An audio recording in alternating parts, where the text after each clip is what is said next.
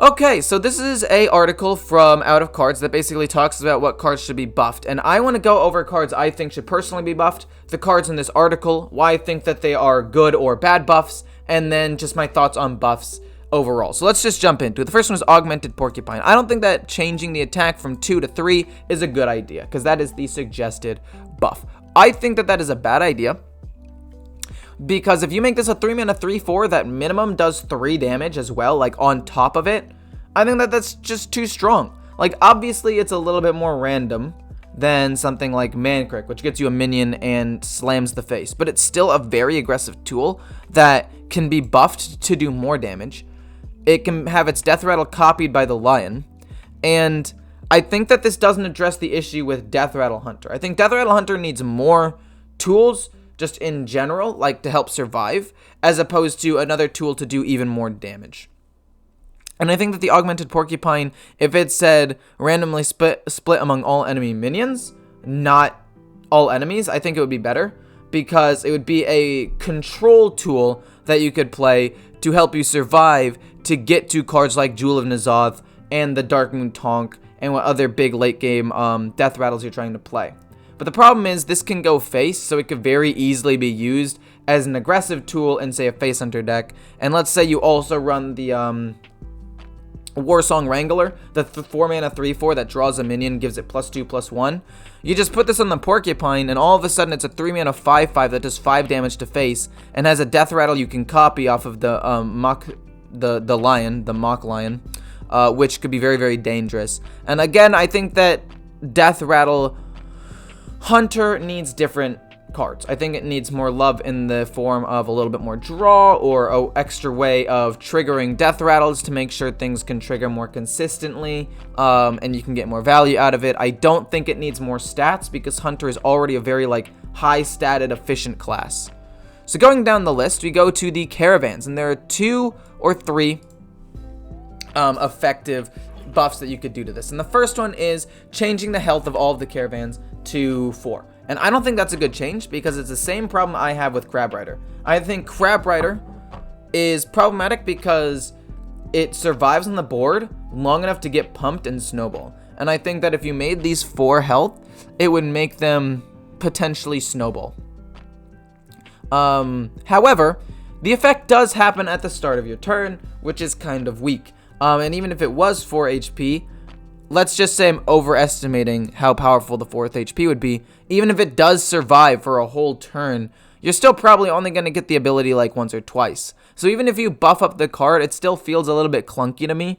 And I think the effect triggering at the end of the turn is better, because that way you guaranteed get it off once, but it's still weak enough to where if the opponent has the removal or a 3/2 minion on board or something, they can trade in and kill it. And I think that that covers both sides, where you know you're going to get value, but it's still easy enough for the opponent to deal with. Whereas the other one is the opponent just might not be able to deal with it for a while, and it can snowball, or it still just dies immediately and you get no value out of it. And I don't think the caravan cards should be really high risk, high reward.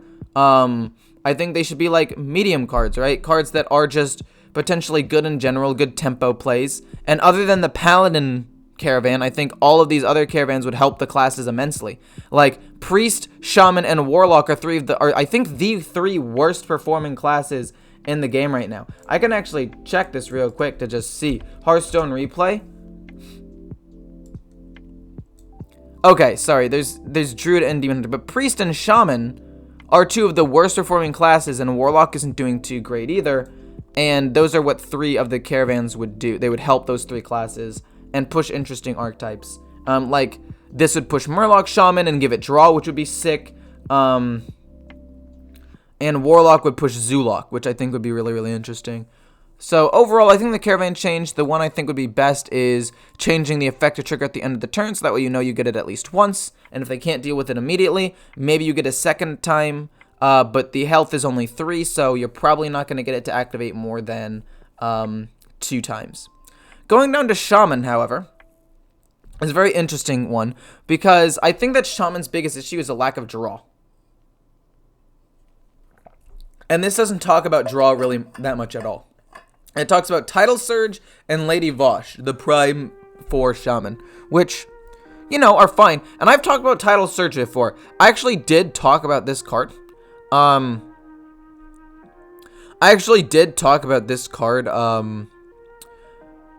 On stream a couple of days ago when I was playing my Control Shaman. And I was saying that Drain Soul is a 2-mana card that is lifesteal to do 3 damage. Tidal Surge is 2 more mana for 1 more damage. It is horribly inefficient. And the same thing with Penance. Both of these things basically read the exact same: deal 3 damage to a minion, deal 3 damage to a minion, and lifesteal. Tidal Surge should definitely be a 3-mana card. And I guess people could say like Shaman has more spell damage, so you're more likely going to get more lifesteal out of this card in general. But to that I say, they got rid of the spell damage totem from Shaman, which is one of the most reliable forms of spell damage for the class, and I really think they should bring that back. I don't know why they got rid of it. It's such a terrible card or terrible totem to get rid of. Like, get rid of the 1/1. The 1/1's useless. Get rid of the 1/1. Give one that can give plus attack to something, and that would be better, because that way you could still get spell damage, because the one that gives plus attack is literally useless right now. But I'm getting ahead of myself. Right now, I just feel like Tidal Surge being a 3-mana deal 4 damage with lifesteal would be quite beneficial. It would make it still a little bit weaker than Penance and Drain Soul, but the 4 damage could help into certain matchups. It could help kill like Crab Rider, or say the Caravans if they get buffed, so it's not the worst. And then you have the Vosh Prime. Vosh Prime going to 6 mana instead of 7 would be quite helpful. It would make, because right now, look at the stats. It's a 7 mana 5/4 that draws 3 cards. And you're probably not going to be able to use these cards for a couple of turns, right? Or not a couple of, like, until the next turn, which is not very helpful when considering the fact that every relevant prime in the game right now has like an immediate benefit, right? Zixer has Rush. Karagath has Rush and gained a ton of armor. Solarian Prime has a way of potentially clearing the board and drawing you cards, putting secrets out there, and doing a ton of stuff as its battle cry. Even the Druid one, which is arguably pretty bad, can at least give taunt or immediate rush for some removal. But like if you look at where is it? Paladins gets you a board of minions to reset the board after you run out of resources. But if you look at the bad ones, and I guess also Warlock has a battle cry to maybe resummon the Envoy and go infinite. But again, if you look at the bad ones, Druids is kind of meh. Priest has no immediate impact. Rogue just sucks. Akama just is the worst.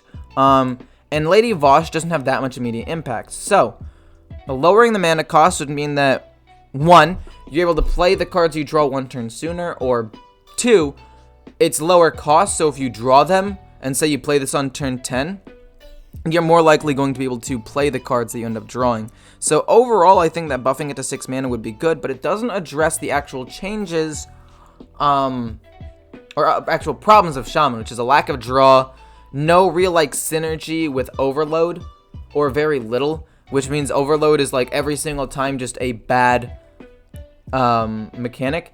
And I saw an interesting post on Reddit, which basically said that like Blizzard really likes just throwing Overload on cards for no reason.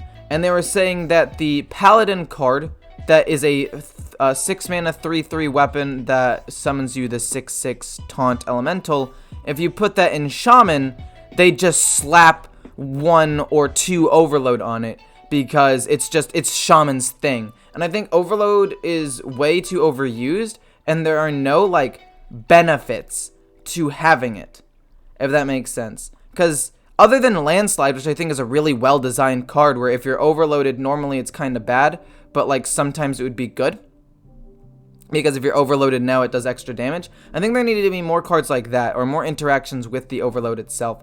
I'm trying to find the Reddit post right now, but I can't. Oh, I found it. Okay, actually, here we go. This right here, boom. If Shaman got the Hammer and Naru, it would look like this. It would be the exact same stats, same battle cry, but they'd slap Overload on it.